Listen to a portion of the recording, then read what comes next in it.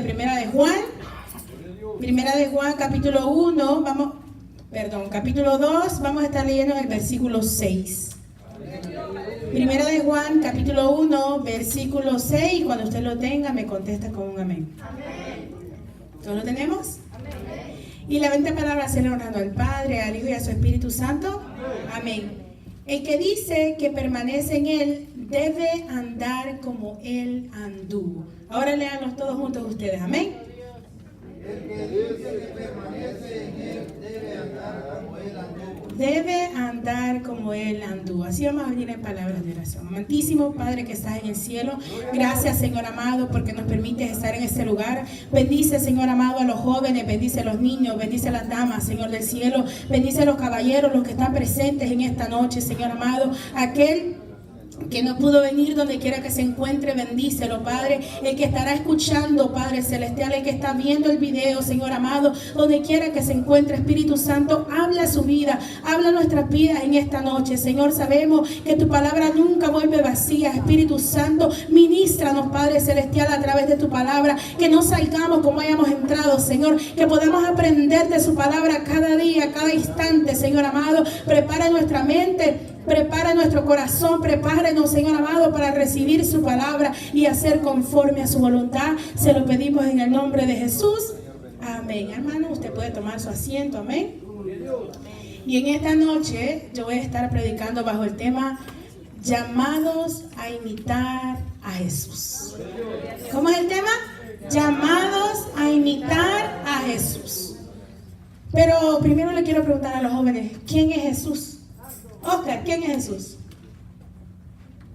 Dios. Vamos a ver, Edgar, ¿quién es Jesús, Edgar? El Mesías. ¿Quién es Jesús? Walter. Víctor. Valdir. Joan. Mariela. Marlene.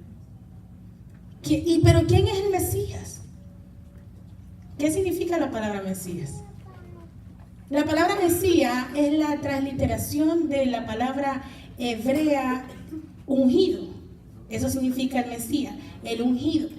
A Jesús se le conoce como muchos nombres, como la piedra angular, la cabeza de la iglesia, el juez, la luz del mundo, el príncipe de paz, el pan de vida, el cordero de Dios, la resurrección y la vida, la vid verdadera, el Hijo de Dios, el verbo de Dios, el alfa y el omega, Emmanuel, se le conoce también como el buen pastor, la roca, el salvador, el camino, la verdad y la vida. ¿Qué significa la palabra Jesús?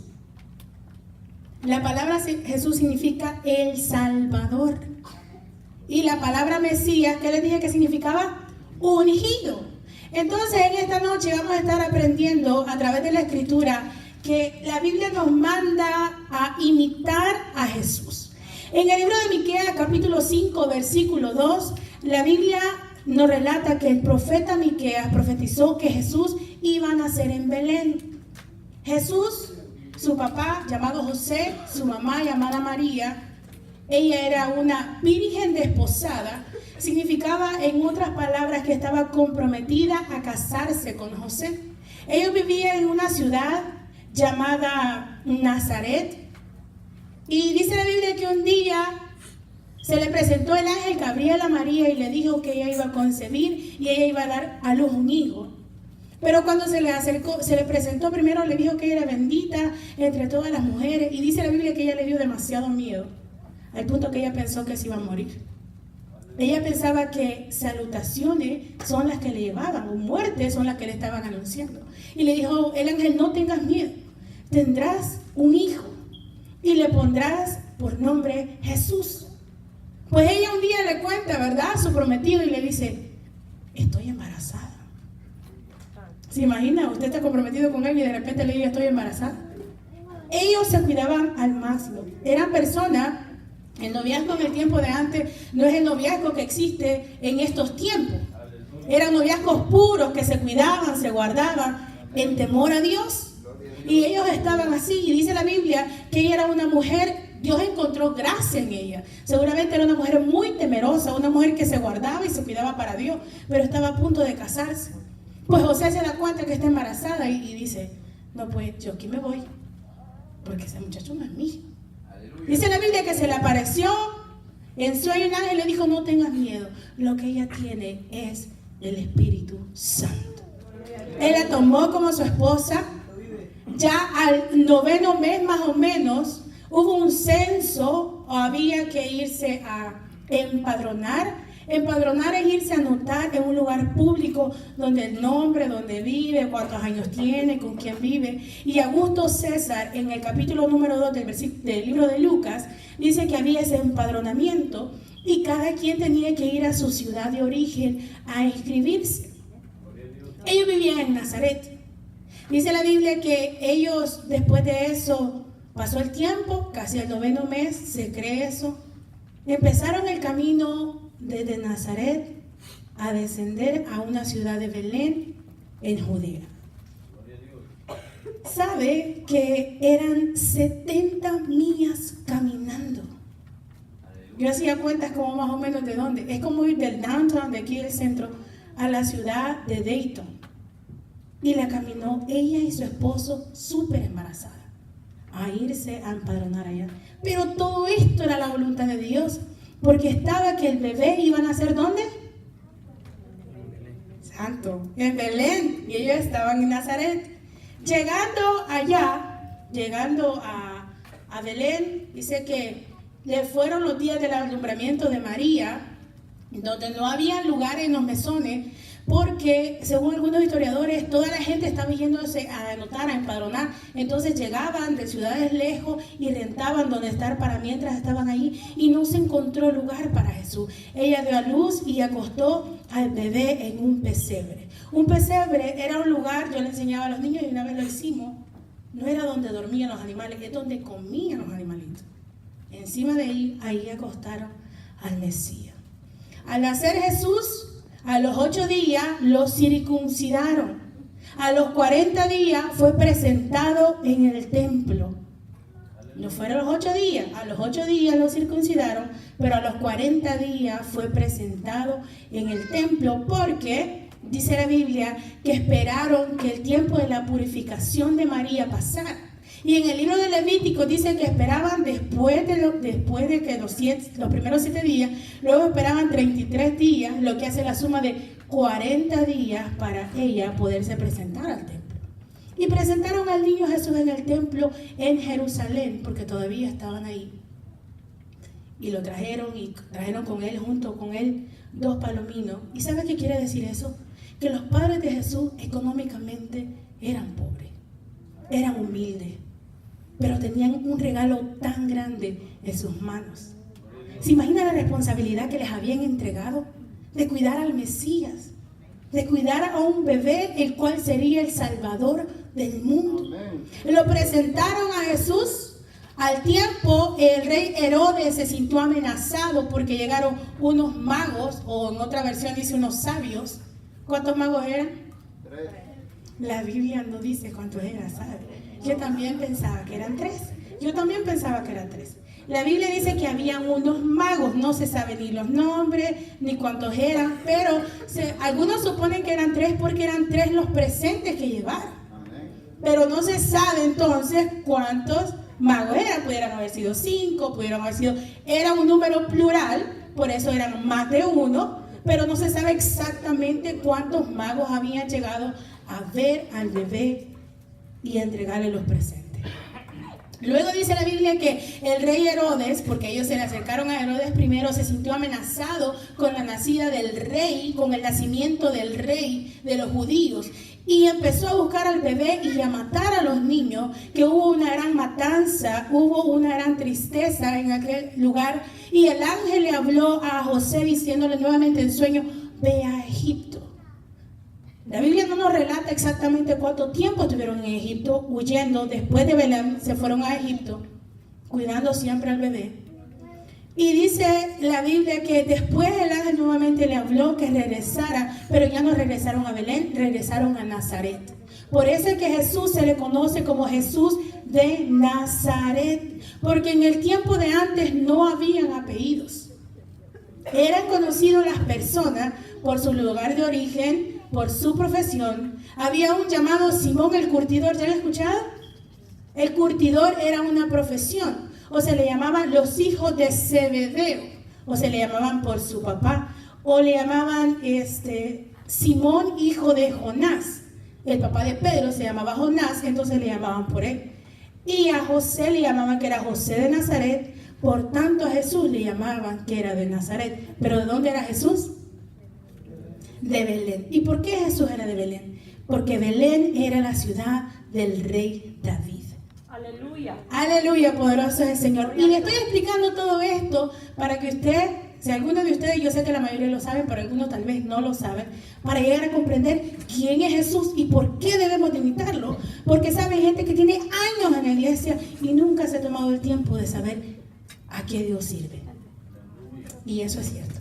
Luego al tiempo regresan a Nazaret, no se conoce de Jesús. Desde la presentación, la huida, a la regresada a Nazaret, a los 12 años nuevamente, nos relata la Biblia. Luego que estaba Jesús en el templo, no se sabe de Jesús por 18 años hasta que él aparece y es bautizado por su primo, el Juan el Bautista, en el río Jordán. Y allí empieza Jesús su ministerio. La Biblia nos relata, jóvenes, que en Lucas 2:51, que Jesús era un joven sujeto a sus padres. ¿Sabe que él era obediente a sus padres? Y era sujeto a sus padres. Jesús es el ejemplo más grande a seguir. Así que cada vez que usted desobedezca, recuerde esto. Jesús, el Hijo de Dios, mi mayor ejemplo, a quien debo de imitar, era obediente y sumiso y sujeto a sus padres. Aleluya. Pero, ¿por qué debemos nosotros de imitar a Jesús? Hermano, todos nosotros cometemos errores y somos pecadores, pero Él es perfecto y por eso a Él debemos de imitarlo. No podemos ser como Él, pero podemos imitarlo a Él. Y empezaba en el versículo que dice: el que dice que permanece en Él debe andar como Él anduvo. En la versión del lenguaje actual dice: el que dice que es amigo de Dios debe vivir como vivió Jesús. Yo todavía estoy leyendo un libro muy bueno, con mucha enseñanza bíblica, de alguien llamado Max Lucado. Y en una parte él dice, empieza el libro diciendo: ¿qué pasaría si un día a usted le dicen que el corazón de Jesús se lo van a poner a usted? Por 24 horas. Usted se va a levantar con el corazón de Jesús. ¿Será que se va a levantar temperamental como siempre? ¿Será que va a renegar por el tráfico? Y empieza a decir, ¿será que usted va a seguir haciendo lo que usted está haciendo? O va a decir, no, aquí ahorita está Jesús. Y Él está siempre presente, pero a veces no lo tenemos presente en nuestras vidas. Y eso es una verdad. Jesús nos manda o nos llama a amar como Él amó, y eso es lo número 1, amar como Jesús amó. Acompáñenme al libro de Juan, capítulo 13, versículos 34 y 35. ¿Quién vive, hermanos? Cristo. Y a su nombre. Gloria. Dice: un mandamiento nuevo os doy, que os améis unos a otros, como yo os he amado, que también os améis unos a otros. En esto se conoce que sois mis discípulos, si tuviereis amor los unos por los otros. El amor de Dios es el más grande amor que podemos nosotros tener. Y la Biblia nos manda a amar a Dios sobre todas las cosas y amar a quien más, al prójimo como a nosotros mismos.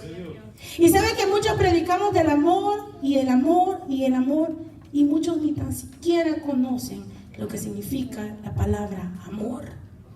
Usted ha escuchado que mucha gente dice que en la iglesia no hay amor, es que en ese lugar no hay amor, es que a mí no me aman, es que a mí nadie me ama, es que a mí nadie me quiere. Puede ser que nadie lo quiera, porque puede pasar, pero hay un amor que siempre va a estar ahí para usted. y es el amor de Cristo. ¿Sabe que muchas personas piensan y dicen, yo he fallado tanto y yo peco tanto y yo le fallo tanto a Dios que Él me va a dejar de amar? Y ese es un error, porque Él nos amó aún estando nosotros muertos en delitos y en pecados. Si nosotros le fallamos a Dios, Él no deja de ser Dios. Si nosotros no hacemos la voluntad de Dios, Él sigue todavía amándolo y su brazo de misericordia aún sigue extendido para nuestras vidas. Y Él siempre está dispuesto a perdonarlo porque su amor es infinito. Su amor no lo podemos comprender. En el libro de Primera de Juan, en el capítulo 4, yo le voy a leer algunos cuantos versículos. En el versículo 8 dice, el que no ama no ha conocido a Dios, porque Dios es amor. En esto se mostró el amor de Dios para con nosotros, en que Dios envió a su Hijo unigénito al mundo para que vivamos por Él. En esto consiste el amor, no en que nosotros hayamos amado a Dios, sino que Él nos amó a nosotros y envió a su Hijo en propiciación por nuestros pecados. Aleluya. Y dice en el 3:17, pero el que tiene bienes en este mundo y ve a su hermano tener necesidad y cierra contra él su corazón, ¿cómo mora el amor de Dios en él? Hijitos, le decía Juan, míos, no amemos de palabra ni de lengua, sino de hecho y en verdad. Hermanos, usted puede pasar todo el tiempo diciéndole a alguien que lo quiere. Oh, yo te quiero, yo te amo, de verdad. O en inglés, oh, I love you so much. Pero si usted no le demuestra ese amor, usted puede decírselo de una y de mil maneras y en todos los idiomas que usted puede buscar, hasta en Google, ¿verdad? Para mandarle que usted se vea cool. Pero si usted no demuestra ese verdadero amor, usted no está haciendo absolutamente nada. El amor no es solamente una palabra, el amor son hechos. Usted no puede decirle a su esposa que usted la ama, yo te amo, amor, pero después la trata mal. Usted no puede decirle a su esposo que lo ama, pero después lo trata mal. Usted no puede decirle a su hijo que lo ama si usted lo vive humillando, o el hijo desobedeciéndole a los padres. ¿Sabe? Mi mamá siempre nos decía esto: yo prefiero que ustedes se porten bien y me hagan caso a ver que me den algo. Pero a veces nosotros queremos, ¿verdad? O pensamos que el amor es solamente dar, y el amor son hechos. El amor no solamente es un sentimiento, el amor también es una acción. ¿Y sabe cuál es el problema de nosotros en los últimos tiempos? Que en la iglesia ya no hay amor. ¿Por qué? Porque nos hemos dejado de amar aún hasta nosotros mismos. ¿Cómo usted va a dar algo que usted no tiene? Usted no puede dar algo que usted no tiene. Si usted no se ama y usted solito, ¿cómo me va a amar a mí? Primero tiene que empezar a amar a Dios amándose usted, y usted después da ese amor. Pero debemos de amarnos unos por los otros, así como Jesús nos amó, así como Jesús se entregó por la iglesia, así como Jesús dio todo por nosotros, nosotros debemos dar todo por Él. José, un ejemplo muy grande de amor. Y otra de las segundas cosas que voy a hablar es acerca del perdón. Tan importante que Jesús nos enseña que debemos de perdonar como Él nos perdona y como Él nos perdonó. José lo traicionaron sus hermanos. Yo, seguido, cuando a veces me pongo a pensar en esta historia, digo, si hubieran sido mis hermanos, yo quizá no les doy comida. Porque nuestra humanidad a veces no llega. Lo habían vendido, había sufrido, había estado preso, estaba solo, desamparado en otra tierra. Había pasado de todo. Y allá al tiempo venían los hermanos cuando necesitaban, porque hay gente que solo cuando necesita llega, pero aún así usted debe, amén. Y llegaron los hermanos de José y José los conoció. Ya vienen, dijo José. Pero como José ya seguramente hasta su acento era diferente, habían pasado los años, había aprendido el nuevo idioma, ya era otra persona. En otro les hubiera dicho, ¿para qué vienen? Échenme preso a aquellos, que no salgan y que sufran y que se mueran. Pero Él tuvo compasión de ellos. Él tuvo amor por ellos. Y lo segundo, Él los perdonó. Amén. Y Jesús nos ha perdonado a nosotros. Por eso nosotros debemos de perdonar. Amén. Hermanos, Jesús tiene un corazón perdonador y nos llama a que nosotros debemos de perdonar. Amén. Gloria a Dios. ¿Cuán difícil es perdonar a aquel que nos hace daño? ¿Cuán difícil es amar a aquel que continuamente le está ofendiendo? ¿Cuán difícil es perdonar a aquel que le hizo daño en su niñez y han pasado los años y han pasado el tiempo y el odio y el rencor tal vez en su corazón ha crecido y ha crecido y ha crecido y ha crecido? ¿Sabe? El odio en sí, así como el amor es una planta que le explicamos a los niños, el odio también es lo mismo. Usted lo alimenta y se le hace más grande y se le hace más grande y se le hace más grande. Y dice un escritor que el odio en nosotros es como tomar veneno y querer que el que se muera es el otro. Cuando usted tiene odio en su corazón, el que se va a morir es usted. Usted no está matando a nadie más. El que se está matando es usted mismo. Cuando hay falta de perdón en el corazón. Hay jóvenes, yo solo lo digo nada más, o hay padres que tienen sentimientos contra sus hijos, o los hijos contra los padres, o los niños contra los padres, o los hermanos contra los hermanos, o nosotros contra los, ay, que mi papá me abandonó, mi mamá me abandonó, mi tío me hizo esto, mi abuela me hizo aquello, y seguimos con aquel odio, Y yo le quiero hacer una pregunta en esta tarde, en esta noche, ¿qué usted le ha hecho a Jesús? Usted siempre fue bueno, ¿verdad que no? Le hemos fallado miles de veces, todos los días. Y yo le aseguro que cuando usted se humilla, Él lo perdona. ¿Por qué entonces nosotros no podemos perdonar a aquel que viene a pedirnos perdón? A veces el orgullo nos gana, hermano. Alguien viene y nos dice, hermano, yo siento que yo le fallé. Ay, sí es cierto, es que usted vea, qué barbaridad. Y con mala actitud. ¿Se imagina que usted venga a Dios y le diga, Dios perdóname? Y Dios le diga, es que vos mañana vas a volver así. Dios no es de esa manera. Dios no nos está sacando lo que le hemos hecho mal, sino que su brazo y su amor y su perdón se extiende hacia nosotros y nos perdona. Y así debemos de aprender a ser como Él. ¿Quién escogió a Pedro? ¿Quién escogió a Judas Iscariote? ¿Quién escogió a Tomás? Él escogió a esos discípulos, ¿verdad que sí? Y anduvieron con Él y comieron con Él. Amén. Y Pedro le dijo, mire, le dijo Jesús, la hora ha llegado, ustedes se van a escandalizar, porque se va a cumplir que van a agarrar al pastor y las ovejas van a ser dispersas. Un momento, dijo Pedro, si es necesario morir contigo, yo muero contigo, Señor. Pedro le dijo, si es que antes que cante el gallo, tú me vas a negar 3 veces, no solo una.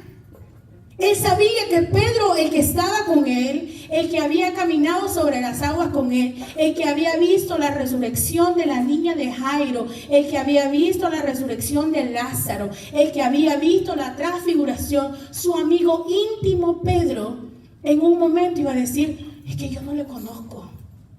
¿Qué quiere decir eso? Todos estamos exentos, nadie está exento, a fallar. Todos los que están aquí, hermanos, le pueden fallar.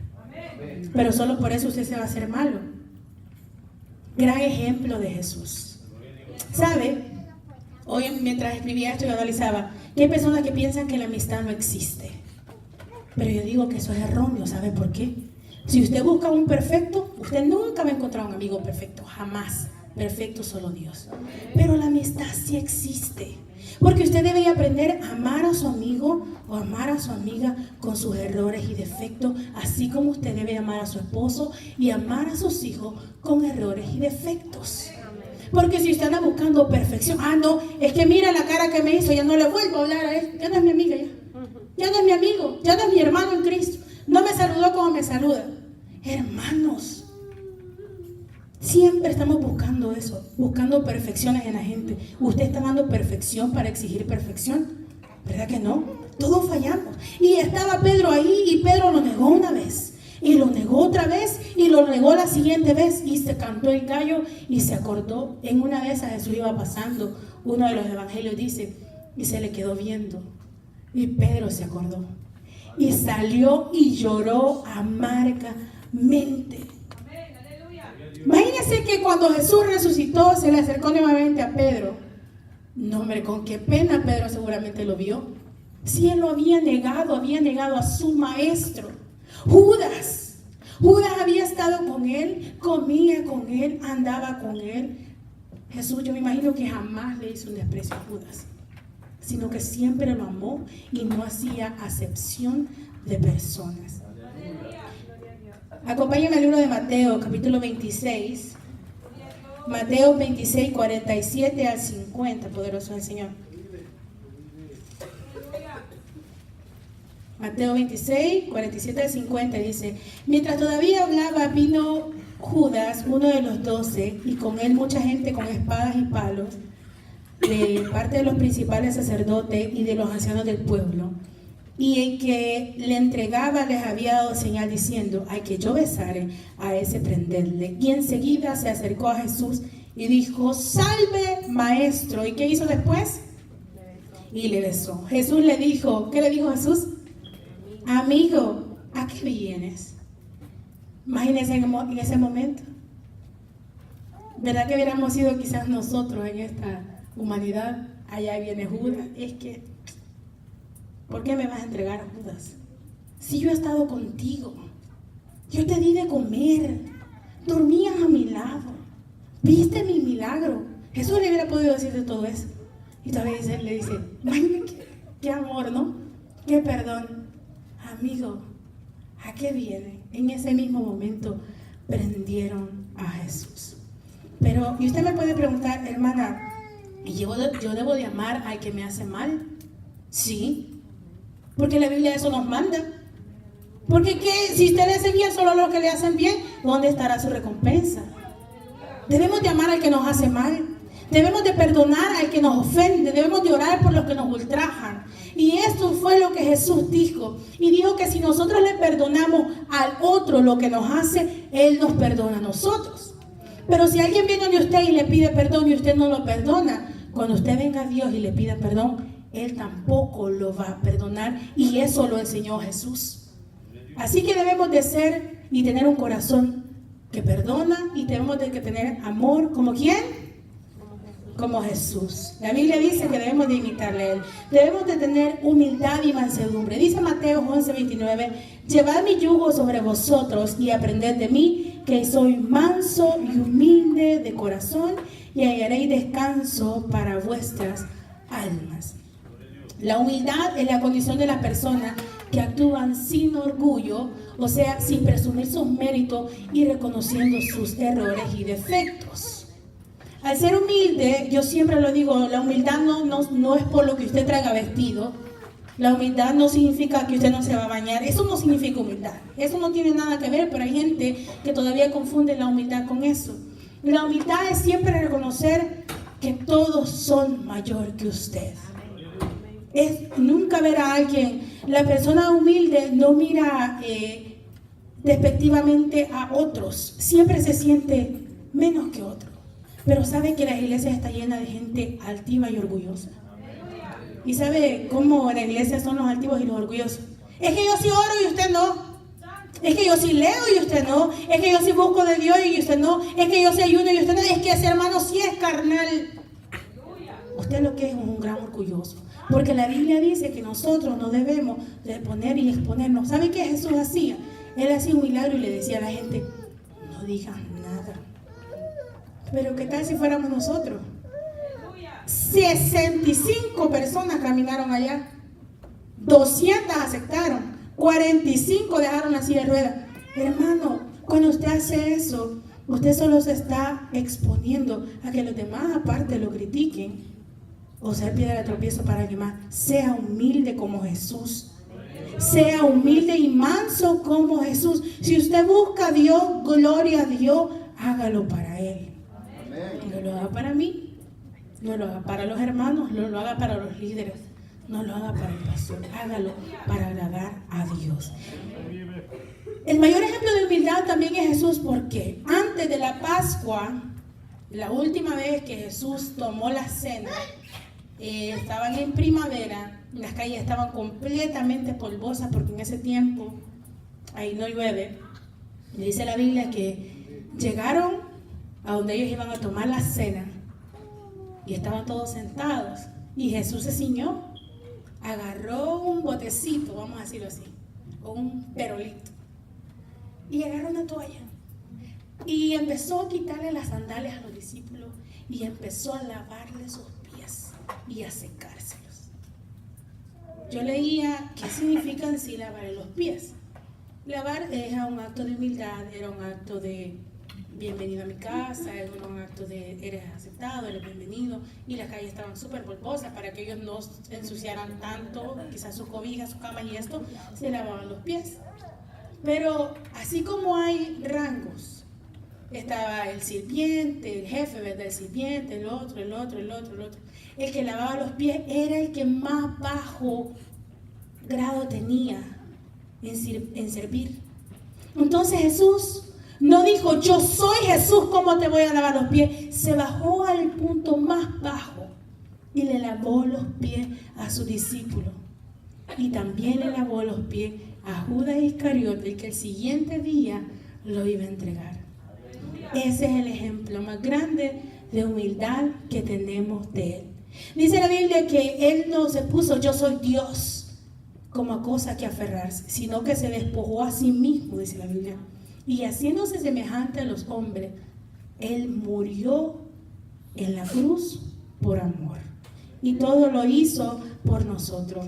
Jesús también nos mostró una vida de oración muy intensa. Jesús era una persona que continuamente estaba orando en el monte, en las noches estaba orando, oraba por la comida, oró antes de escoger a sus discípulos. Todo el tiempo tenía comunicación con el Padre. Pero debemos de orar no por ser vistos, sino para hablar con Dios y tener una buena relación con Él. ¿Sabe por qué? Porque la oración no debe ofrecerse para impresionar a otros. Si usted ora para que otros vean que usted ora, usted puede que usted no esté haciendo nada. Porque usted no está hablando no, para que los hermanos vean que yo sí soy espiritual. Aquí me voy a estar 20 minutos. Hermano, ahí usted no está haciendo nada. Vaya y acérquese a Dios con un corazón puro, con un corazón humilde, con deseo de saber quién es Él, con deseo de hablar con Él, en obediencia y en oración como Jesús lo hacía. Él se iba al monte a orar solito en la noche. Pero decía Jesús, pero los fariseos aman el orar en público con vanas repeticiones, pensando que porque lo hacen así van a ser más escuchados. Le voy a leer esto y te voy a tratar de explicar de la mejor manera posible. Pero la oración no incluye intentos interminables para manipular a Dios. ¿Qué quiere decir esto? Que cuando nosotros oramos, le pedimos a Dios, pero al final se hace la voluntad de Dios. Si Dios no le contesta lo que usted le está pidiendo, no es su voluntad, no se enoje con Él. No porque usted va a pasar 24 horas orando, Dios va a hacer exactamente como usted le está diciendo, porque Él es un Dios soberano. Y Él hace lo que Él quiere, cuando quiere y como Él quiere. Nosotros solo venimos delante de Él y le ponemos nuestra petición y la oración es contestada conforme a su voluntad. Ana fue una mujer que inmediatamente Dios le contestó que le diera un hijo. Pero esa era la voluntad de Dios. Pero hay personas que pasan años pidiéndole a Dios algo y Dios no le responde. ¿Se vuelve Dios un Dios malo? Jamás. Su voluntad es perfecta y Él conoce nuestras vidas. Así que Él contesta conforme a su voluntad. Así que usted no piense que la oración suya va a manipular a Dios, porque eso no es así. La oración es hablar con Dios. La oración, dice la Biblia, que la oración del justo puede mucho. Y Pablo decía que debíamos de orar sin cesar. Pero debemos de hacerlo para Él también. Debemos de orar como Jesús oraba. Debemos de tener también compasión y misericordia como Jesús la tuvo. Compasión y misericordia. ¿Sabe qué significa eso? Que usted ve a alguien sufrir y a usted le duele. Pero ¿sabe qué pasa? Que por haberse multiplicado tanta la maldad en el mundo, el amor en nosotros muchas veces se ha muerto. Y ya vemos a la gente sufrir, vemos a la gente llorar. Si no llora por dramatismo, ¿verdad? Porque hay gente también que está haciendo un drama ahí. Pero hay gente que solamente está sufriendo. Y Jesús se compadecía de las personas. Hay una historia que yo no sé si la he predicado alguna vez, pero con los niños lo he hecho. Y siempre que la toco, toca tanto mi corazón. Y es que cuando llegaron a capturar a Jesús, a arrestar a Jesús, y Pedro vio que venían contra él, sacó la espada. Y lo primero que hizo es que empezar a defenderse. Y le voló la oreja derecha a un soldado romano llamado Malco. Inmediatamente yo hubiera, imagine usted, lo estaban defendiendo a Jesús, ay, ¿qué de sin oreja es? Pero Jesús no le dijo, Pedro, no, esta es la voluntad de Dios. Si yo quiero, le oro al Padre y envía muchos ángeles a pelear por mí. Tocó su oreja y se la sanó aquel que lo estaba llevando arrestado. Así es la compasión y la misericordia de Dios. Amén, que nosotros debemos de imitar. Esa es la misericordia de Dios. Y esa misma compasión y misericordia ha tenido Dios hacia nuestras vidas, perdonándonos, salvándonos, rescatándonos, escogiéndonos. Cantamos tanto esa alabanza. Yo no sé si usted ha meditado, donde dice: entre tantos tú me escogiste a mí, como yo no voy a adorarte. Hay miles, millones de personas alrededor del mundo y Dios lo ha escogido a usted. Dios ha tenido misericordia de usted. El evangelio llegó a usted. Dios ha tenido compasión de usted. Y ahora la pregunta es: ¿está usted imitando a Jesús? ¿Está usted haciendo la voluntad de Él? ¿Está usted viviendo por Él o viviendo para Él? La gente se da cuenta que usted tiene a Jesús adentro. O dice: ay, no, es que ese no es cristiano, nada que ver. ¿Dónde se le llamó por primera vez cristianos a los cristianos? En Antioquía. Ellos andaban huyendo por las persecuciones y no predicaban. Unos cuantos que llegaron empezaron a predicar.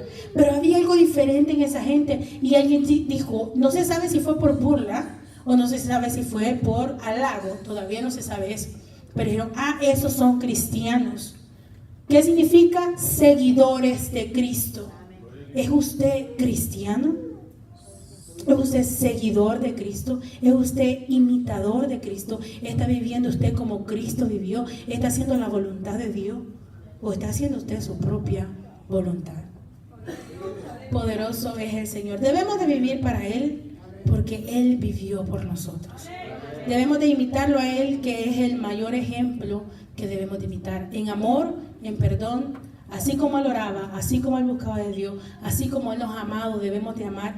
Así como Él nos perdonó, debemos de perdonar. Así como Él fue humilde, debemos de ser humildes. Y sobre todo siempre agradar a Dios, porque Cristo Jesús está a las puertas. Aleluya. Así dijo el pastor, hermano, y esto ha sido todo. Y que el Señor os bendiga. Soy el Señor, aleluya. Gloria al Señor. Cristo vive, hermanos. Vamos a ponerlo sobre nuestros pies. Gloria a Jesús. Vamos a darle gracias al Creador porque Él es bueno. Gloria al Señor y para siempre su misericordia. El consejo de su palabra cada día. Gloria a Jesús nos habla. Bendito sea el nombre del Señor. Y pidámosle a Dios que su palabra, gloria a Dios, more en nuestras vidas. Vivamos conforme la palabra nos pide. Gloria a Jesús. Bendito Dios y Padre que estás en los cielos. Te doy gracias, bendito Dios Todopoderoso, por tu misericordia, por tu bondad, por tu gracia, por tu amor. Bendito Dios, en esta hora te pido, Padre Santo, que te glorifiques de una manera muy especial, Dios mío.